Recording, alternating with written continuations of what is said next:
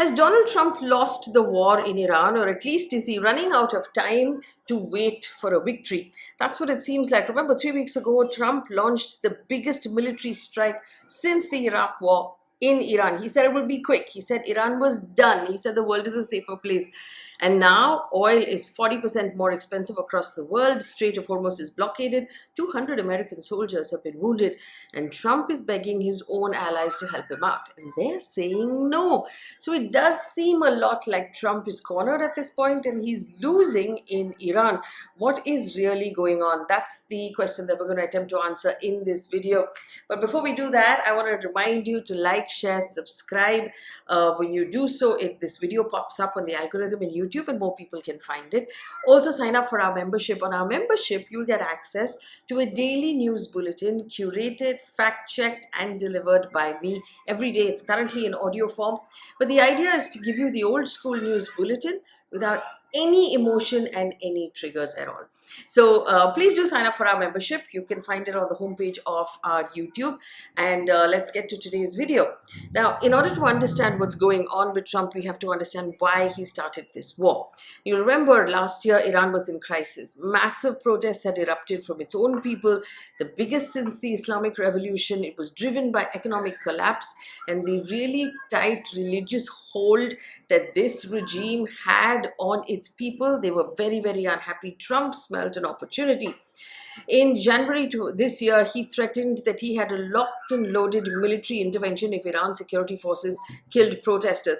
They went ahead and did so anyway. Now, there were reports that 3,000 citizens who were protesting were killed by Iranian forces, their own people. Again, there are two sides to every story. So in Iran, they're saying that these are unconfirmed and these are baseless reports. Global media says there were 3,000 people who were killed. Trump pledged that he was sending help for these people, that he would save or basically liberate the people of Iran from their own government. Simultaneously, there were nuclear talks happening between US and Iran that was being mediated by Oman. Iran's foreign minister said a deal was within reach, and Iran had apparently, according to the mediators of Oman, had offered or agreed to everything the US was asking for. There was real diplomatic momentum at that point. Nevertheless, on the 28th of February, Trump threw that momentum out of the window. In a surprise attack, US and Israel assassinated the supreme leader, killed many senior officials, and began bombing military sites, government facilities, and cultural sites. So that is basically how all of this happened. Iran, though, reacted immediately. Hundreds of drones and ballistic missiles were launched at Israel and US bases in Bahrain, Jordan, Kuwait, Qatar, Saudi Arabia, Turkey, and UAE. They still continue to do so. They were attacking American military setups in these places. But effectively what it did is that it dragged 7 countries simultaneously into this entire conflict. Iran also then played its trump card. It blocked the Strait of Hormuz, the choke point through which 20% of the world's crude oil passes. Trump said it would be quick. It has not been quick at all. The end game is nowhere in sight. Now, if you ask Trump at this point, he will tell you that he is winning. And in fact, just a day ago, he told NBC News that Iran has been militarily defeated. And there was, in his words, quoting, total obliteration. Now, militarily, if you examine this, he's not wrong. It's true. The US is the most powerful military in the world by a wide margin. But what is happening on the other side in Iran? Khamenei was killed on day 1. His son has taken over. We also know the security chief was killed just yesterday. Israel says it's killed the head of the Revolutionary Guard as well. So that's key. Internal security apparatus has been decimated. The leadership is gone. But there's a problem with Trump's claim. What was his goal? Was his goal to begin with the removal of leadership and the removal of a regime, so the regime change that he has not actually managed to achieve? The truth is, Trump does not know what his goal is.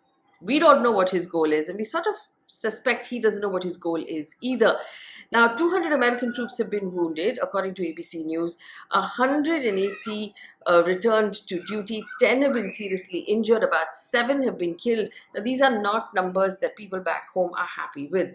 And the Strait of Hormuz is still blockaded. Okay, so let's take a look at the Strait of Hormuz. Now, we understand that Trump's domestic advisors had told him that this is Iran's trump card and they will use this trump card if they are attacked.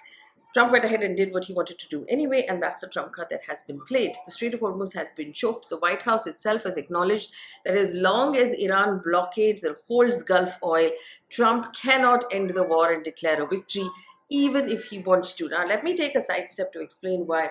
The US and Trump have their own shale oil supplies, but the way their system is designed, the petrol or the gasoline price that is paid at their fuel pumps is linked to the global price of crude.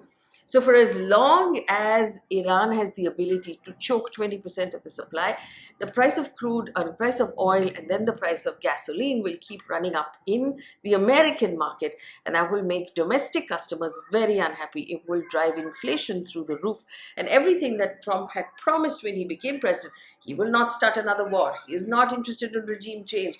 He will keep prices down.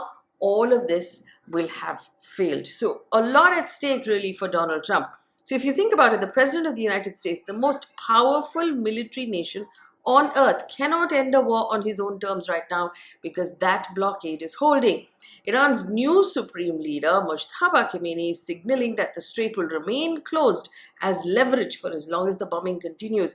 The foreign minister of Iran has said very clearly that the strait is open to anyone except those who are linked to US and its allies. So analysts point there will be far harder to solve than the tanker wars of 1980 because Iran now has thousands of drones. So if you've seen pictures, and this is useful, we're going to put some pictures up. The Strait of Hormuz is not just, it's not a pretty beach. It's actually, very tough terrain. There are mountains through which the water has to run. So any tanker runs through this water is basically a sitting duck for anything that can come out of the mountains around it.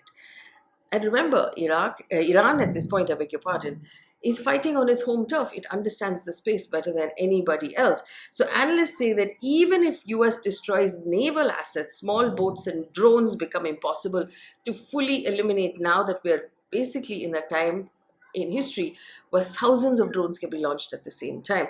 So what does Trump do? He turned to his allies. He demanded that they all send warships to escort ships out of that strait. The answer from the entire world has been a resounding no. In fact, there was one headline that Axios had ran, which basically said that the answer is hell no. So this is what has happened. It's the most extraordinary diplomatic failure in recent times. Trump has apparently called on China, France, Japan, South Korea, Germany, and the United Kingdom to send warships. He said that it will be, and I'm quoting here, very bad for NATO's future if the allies don't step up. The response has been blistering, to say the least. Germany's defense minister has said this is not our war, we have not started it. EU's foreign minister Kaja Kallas has basically said that after a meeting of the 27 EU foreign ministers, there is no appetite in Europe to join this coalition. This is not Europe's war. Japan's prime minister has said that there's no decision whatsoever. France has sent one aircraft carrier to the eastern Mediterranean but has not committed to this Hormuz mission. According to some sources familiar with the diplomatic talks, and Axios has said several countries had skepticism, many of them just said no flatly. The brutal irony, though, as reported by NBC News, is that European allies are basically saying that Trump has spent the last 1 year tariffing them, insulting them, threatening them, and now he wants their military support. A former Estonian president called his entire approach a bit rich at this point. Even Iran has attempted to reopen diplomatic channels, but Trump has apparently said he does not want to negotiate. And this is according to a report in CNN. So some frustrated diplomats speaking to CNN reporters, and this is that CNN report, when they were asked who is actually handling the diplomatic effort on the working level, they responded saying DJT, which means Donald Trump himself. So it really does feel like a one-man war at this point. There are no allies, there's no exit plan. Even domestically, within his own government, he's seeming a little isolated. So is he losing or is he running out of time? Well, I think it's the latter, really. He is running out of time. It's day 17. And not only, and when he started this war, if he's seeming alone, it's because Israel is off on its own trip, really. Israel, remember, is the closest ally to Trump at this point. This one could have argued at the beginning that Trump actually started this war for Israel's benefit and not for itself, for the benefit of the US. Israel said it had plans of at least 3 more weeks of fighting. It's opened a second front of fighting right now in Lebanon, and it has ground operations targeting Hezbollah. The death toll keeps rising. So there are plans apparently of deploying 5,000 more US troops. Trump has threatened to strike Iran's very vital Karag oil terminal, a move that could send global prices of oil even further.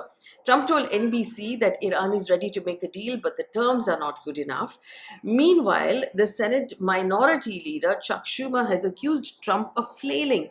He said Donald Trump has created a mess in the Middle East and clearly has no plans on how to end it. The clock is ticking also economically. Every day that strait stays blocked, oil prices are climbing further. Every week, the Gulf allies are taking these Iranian drone strikes to their airports and their oil tankers. Pressure is building more and more for a resolution. The global economy cannot take this beating any longer. The NPR national security correspondent said initially it seemed that Trump could end this war more or less than he wanted, but now he's looking at a global economic problem that he has started, and that would be very hard to walk away from. Iran controls the flow of oil, and that is the trap, really. Let's take a look at what's happening to Trump domestically, right? His own political system, like I told you, there were early warnings that this could become a massive conflict. Remember, J.D. Vance, the vice president, was not on board with this intervention, but apparently he says he's on board now, but there are reports that he was not happy. Several domestic advisors and voices, sort of the MAGA voices and the America First voices, argued that Iran will not collapse quickly and this would drag US into a prolonged asymmetric standoff, but US went ahead and did it anyway. And now there is pressure to quickly wrap this up, finish the job. And for Trump, if he doesn't wrap it up on a high, and if he can't declare himself the winner in some way, it's not going to be good for him. So basically right now, militarily, Iran's military infrastructure has taken devastating blows. Its leadership has been gutted.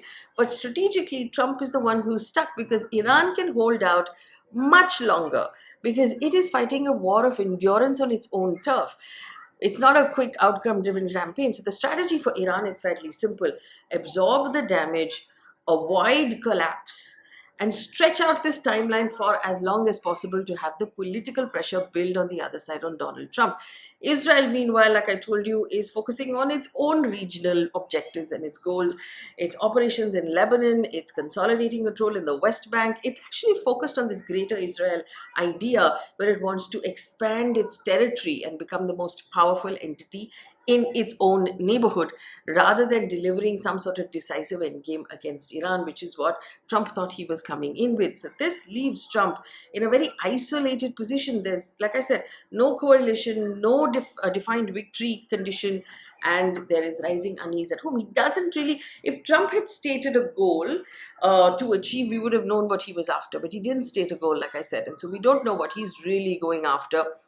Public opinion is not on his side, and strategic clarity is, starting to slip altogether. Trump is seeming isolated. It will be very interesting to see how,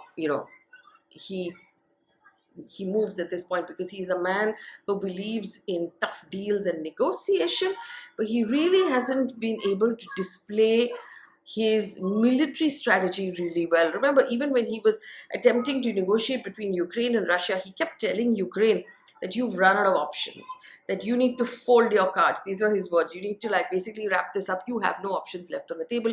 Agree to whatever deal is on the table. And at that point, Zelensky turned around and said, no. Zelensky is still holding out at this point. So it's suggesting, a lot of analysts are saying that maybe Trump didn't know entirely what he was talking about, or maybe his reading of a military situation is not as good as his reading of, say, a trade situation. But we'll have to turn around and see what really happens now with Donald Trump, because he does seem isolated, desperate, and he is definitely running out of time.